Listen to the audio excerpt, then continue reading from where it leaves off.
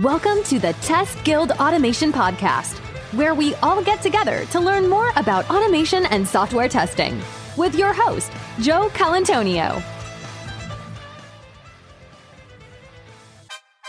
Hey, it's Joe, and welcome to another episode of the Test Guild Automation Podcast.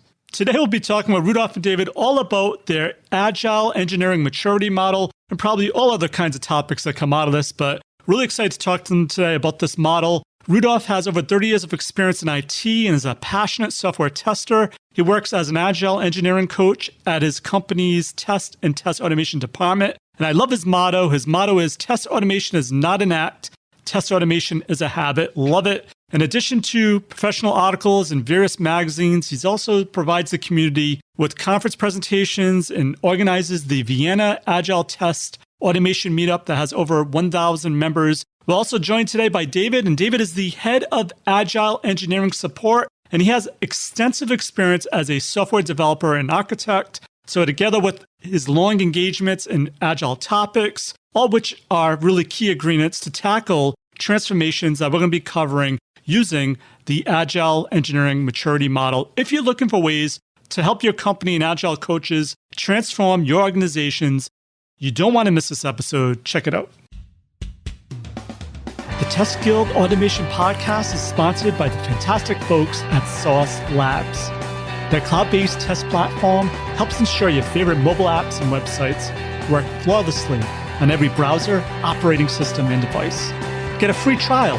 Visit testguild.com/Sauce Labs and click on the exclusive sponsor section to try it for free for 14 days. Check it out. Hey guys, welcome to the Guild.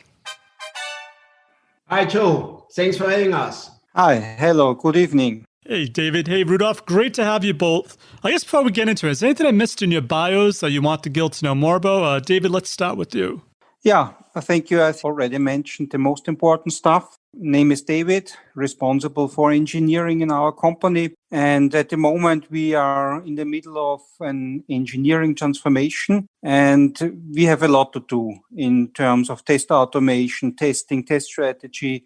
It's a huge move that we are planning and that we are doing from really classical software development, lifecycle, classic testing to really come into this DevOps setting. Awesome. And Rudolf? Yes. So, as you already mentioned, I'm an Agile engineering coach in David's department. In addition to that, I'm also the guild lead for our test and test automation guild. So now maybe you think, they are working according to the Spotify model. So no, we do not call it Spotify model. We call it adaptive organization. So why don't you use the Spotify model then? What have you done that makes it different?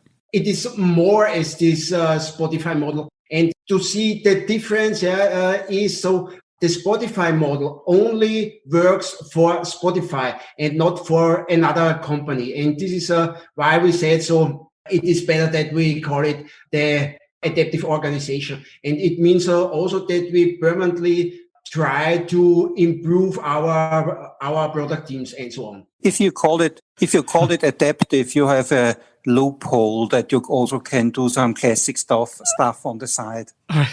That's true. So David, you mentioned your organization is going through a transformation, and it sounds like you guys are really in the middle of it now. I guess before we dive in there, I mentioned the Agile Engineering Maturity model a few times. Is this your model that you all came up with, or at a high level, what is this model? Maybe I start with a few sentences about the why. As you said, we are already quite far with our Agile transformation, and we realized immediately that we also need to invest on the engineering side, because you cannot deliver fast and frequently if you don't have your engineering right. Yeah. But when we realized it, we also said, okay, we need to know where to start. Yeah. And this was the starting point that we said we need a tool where we can assess where are the hotspots. And also, let's try to quantify the measures. Yeah, we have to quantify the invest. We need a roadmap, and this was the start. What is the background for this model? Yes, it is our own model, but we started to take a look. So to grab something from the TPI model, the TMI, and so on, because so it started more from the test automation perspective. Then we have also to cover the DevOps part, yeah. And then we brought and then we have seen other models, yeah. One is from Adidas, I think so, yeah. And Yes. One is from another bank, yeah. And then we used from each of these model different approaches, yeah. We then created our own questions, and in the meanwhile we have the second edition in place, and currently we are working on the third edition because we are adaptive. Very cool. So when you say adaptive, is it based on a sprint, or like every sprint you get feedback, and based on that feedback you build it back into your model? No, it is not according to sprints. Yeah. So every time when we come back from a maturity model, from an interview with one of our teams, then we are sitting together with the other Agile engineering coaches. We discuss the outcome of this maturity model, and most of the time one coach then says, so there is one question which we should also bring into our model, so let's discuss this in next time in our retrospective. Nice. So if someone's trying to get their heads around what this model is, what are the pieces of the model for someone to be able to implement it? So then we can dive into maybe each area. Actually, it's quite simple. It's an Excel sheet with questions, but a lot of them, around 150 questions. And these questions are from different areas. Yeah? We have clustered into CI/CD automation, into test general, into test automation and test. Yeah? And these questions come always in three categories. Yeah?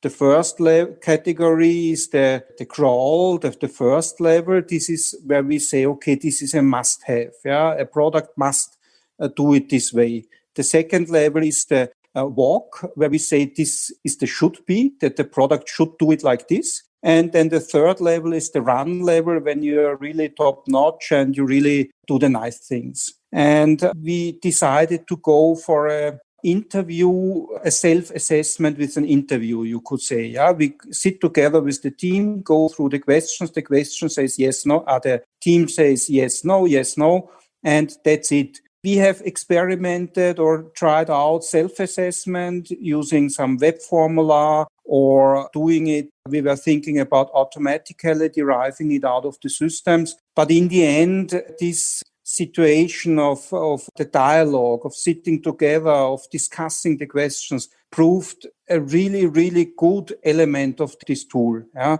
Because this is the way how we get feedback, and this is the way how we can transport our ambition. Yeah? And this proved to be a very beneficial side effect. Through this discussion, we can tell the people what is behind it. Why do we want, explanatory testing? Yeah? And this communication, this is really something that proved really worthwhile and helped us in spreading out our goals, our knowledge. And I would value it even more important than really the outcome in terms of figures and measurability, and that we know where we are. Really, this communication was very great for us to experience it. But there is another important thing, yeah. So it do not only to foster the communication between the product team or the feature team and the agile coaches or the interviewer. What is also important, what we have seen, that it fosters the collaboration within the team. So it could be that one of the developers says, we are doing that, yeah? And another developer said, wait, this is not what I think what we are doing. And maybe we should discuss this. Nice. So I guess what I like about this model is you work for a large organization, a bank. So I assume what it is, you send out these questions to all the different teams, and all different teams are at different levels. And then based on that input, your coaches then know, we need to focus in on this for this team or this other thing for this other team. Is that how it works? Yes, exactly. Yeah. We are visiting all the teams, have a session, and the outcome of this questionnaire we share with the team. And we also come up with a bit of a summary where we are proposing measures. We also summarize our findings. And in this second round, we discuss with the team and sometimes also with the stakeholders, like the product owner, some other stakeholders, what measures make sense. In the end, it's the responsibility of the team. Finally, the product owner has to decide which measures make sense. But this is then the outcome, that the teams know the hot topics where they should invest. And naturally, we are also then here to help them, to give them advice, work together with them. Nice. So, Rudolf, how does this work in the real world? So you send out the questionnaire, you get feedback, you understand a team's need, you send your coaches out to help team them. They come up with measures that they'll use. Is the measures then what you use going forward to assess a maturity of each team? So first, we do not send it out and get it back. In the meanwhile, it is not that we initiate this interview. In the meanwhile, it is that the product teams come to us and says, hey, so can we do an maturity assessment? Because we want to know where we have to improve. And then we're discussing this in the team, with the Agile engineering coaches. Then we try to find coaches which have experience, maybe from former work together with them, that we say, this coach knows about this team because he worked for that. Then we have a meeting, of course, remotely now. And then we're discussing the Excel sheet. Then one day later, we're discussing the outcome in the interviewer team. And 3 or 4 days later, we send it back to the team that they discuss this. And sometimes then the teams immediately jump into, we want to go to improve our test automation. So can you support us there? And then from the coaching perspective, we are asking, so how we can support you with teaching, with upskilling. What we are not doing is that we are a resource pool, that someone can say, so I need a test automation engineer for 20 days. This doesn't work. But what we are doing is, so it is also possible that one Agile engineering coach goes into the team, is working together with their test automation engineer, and this has always end date. That means after 6 to 8 weeks, the test automation knows the Agile engineering coach is stepping back, and then I'm alone. That means that he has all the things to do, that he get all this information and the support and the help from the coach. And in the meanwhile, we have, I think, 2 to 3 teams where we had the second review, where we then discuss all the improvements they did. So, David, being the head of Agile Engineering, how do you get people to embrace this? It seems like you already have teams that are actually reaching out to you, but how do you get teams and your company really to embrace this, make sure that the survey is being filled out and the teams really are getting benefit from it?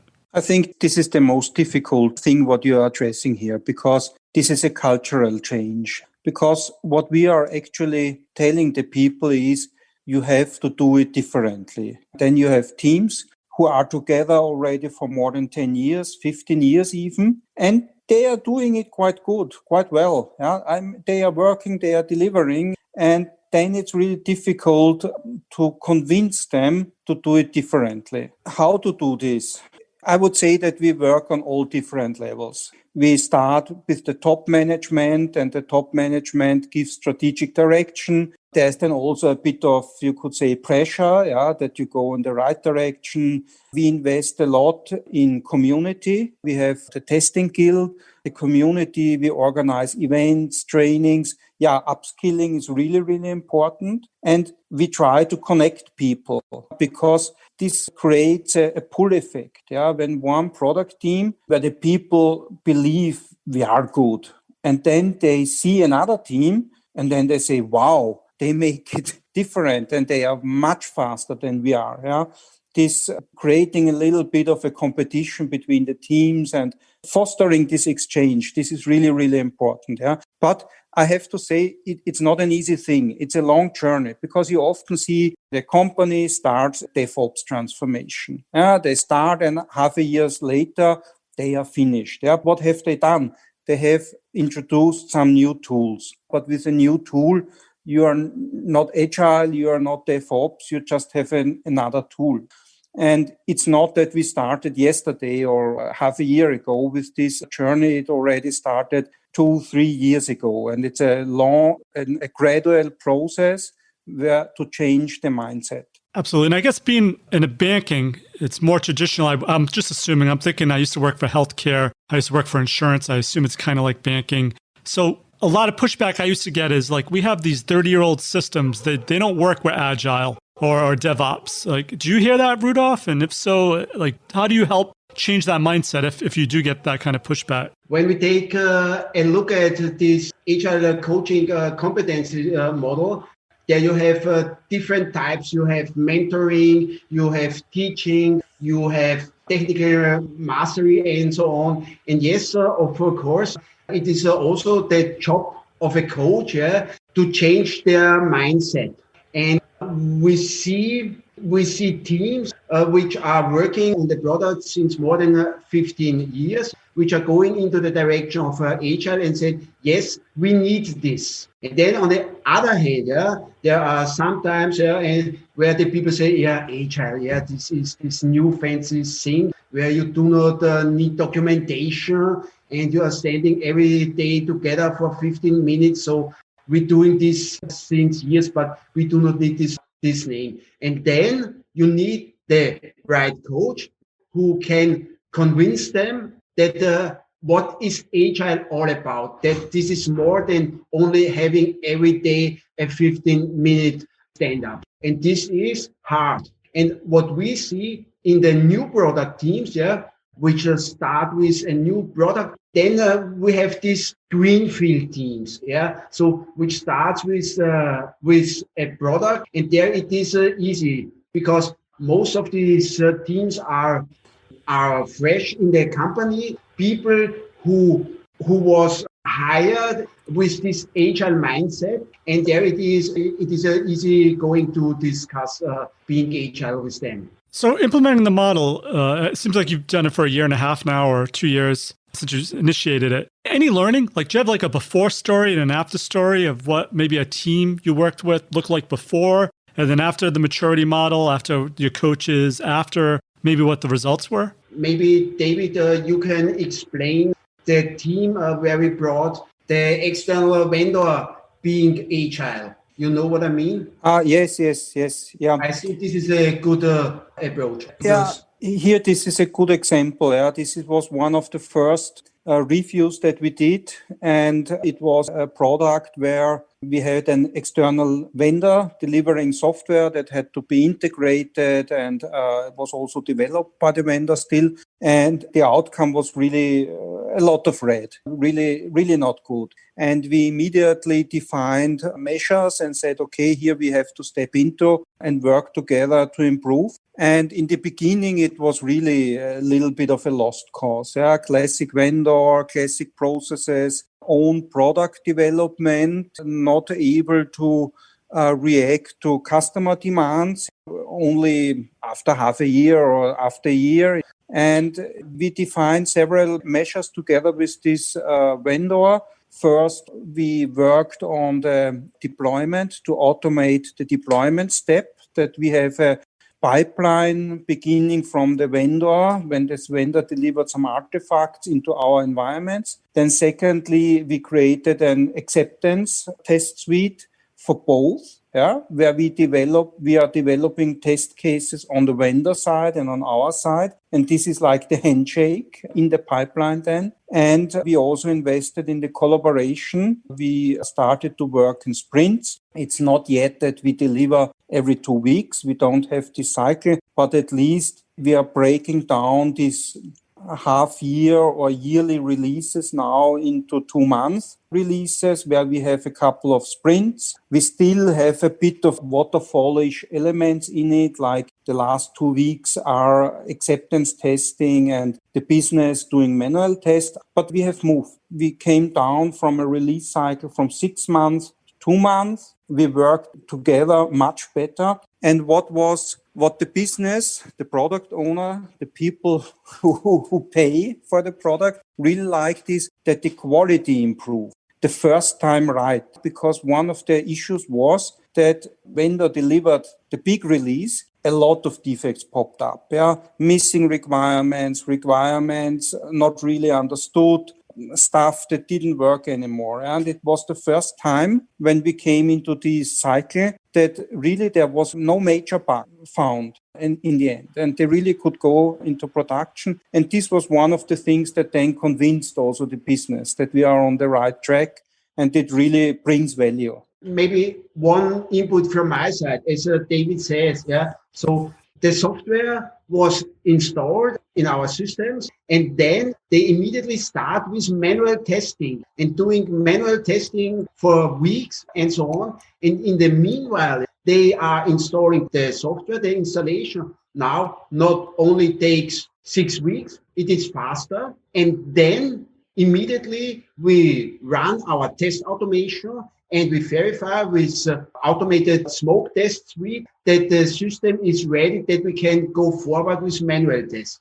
And the nice thing is this test suite is developed together with the vendor. This is not only implemented by us, this is a real collaboration where the vendor is take care for the test automation and we take care for the test automation. And my heart is smiling.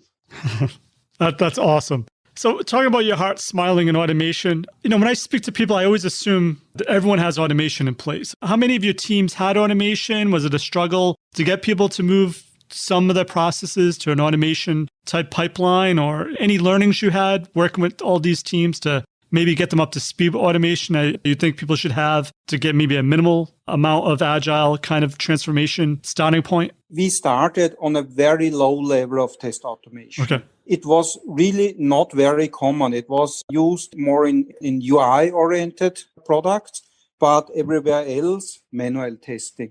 And discussed it even today with Rudi. One of the big reasons for that is that we had this classic project approach and project management. And when you have a project that delivers at the end of the year, after a long project, there is no need for test automation. And the project managers always said, why? It will be tested only once and some parts maybe twice. I don't need no automation for it. And now we have this switch to product development. There is a product that continuously operated, maintained, and developed. You have a much higher release cycle, and you go crazy with manual testing because you have to test continuously, and this costs a lot of money. And I think this switch from this project approach to really DevOps and product thinking, this gave us a huge boost in test automation. So 2 years before we started with the product teams, we had so-called capability bases. And one capability base was software development. And one of them was software tests. And if project needs testers, then they go to the capability base, get 2 testers or 2 test automation engineers, more or less not, because most of the thing was in manual way. And after this project was done and the manual tester had did all this tester execution and so on, they go back into the capability base and move to the next project. And now due to these product teams, the product teams have to take care that the software works. And therefore they recognize that test automation is a major thing in their SDLC. Okay, Rudolf and David, before we go, is there one piece of actionable advice you can give to someone to help them with their transformations using the Agile Engineering Maturity model? And what's the best way to find or contact you all? Yes, take care that you bring this mindset switch into the people, and then take care for education. Take care for upskilling. And you cannot learn all these things by the way. So one important thing is upskilling. And test automation is a craft, and you have to learn this. Absolutely. From my side, I have already emphasized it a couple of times. If you're using a maturity tool like this, you shouldn't have only measurability and figures and management and all this stuff in mind. Yes, especially in big companies, it's necessary. You need it. Yeah, you need some kind of tracking the progress. But this is only one side. And the other side is this contact with the team, this communication, this continuous communication. And you have to earn the trust of the teams. You have to have role models to foster exchange. And this is really the hard part, that the mindset change and the cultural change. But without it, you will not be successful. You will get fake engineering and fake numbers, and you think that you're doing something, but in the end, you do the same that what you did the last 10, 20 years. Thanks again for your automation awesomeness. For links to everything and value we covered in this episode, head on over to testguild.com/A339. And while you're there, make sure to click on the Try for Free Today link under the exclusive sponsor section to learn all about Sauce Lab's awesome products and services. And if the show has helped you in any way, why not rate it and review it in iTunes? Reviews really help in the rankings of the show, and I read each and every one of them. So that's it for this episode of the Test Guild Automation Podcast. I'm Joe, and my mission is to help you succeed with creating end-to-end, full-stack automation awesomeness. As always, test everything and keep the good. Cheers. Thanks for listening to the Test Guild Automation Podcast. Head on over to testguild.com for full show notes, amazing blog articles, and online testing conferences. Don't forget to subscribe to the Guild to continue your testing journey.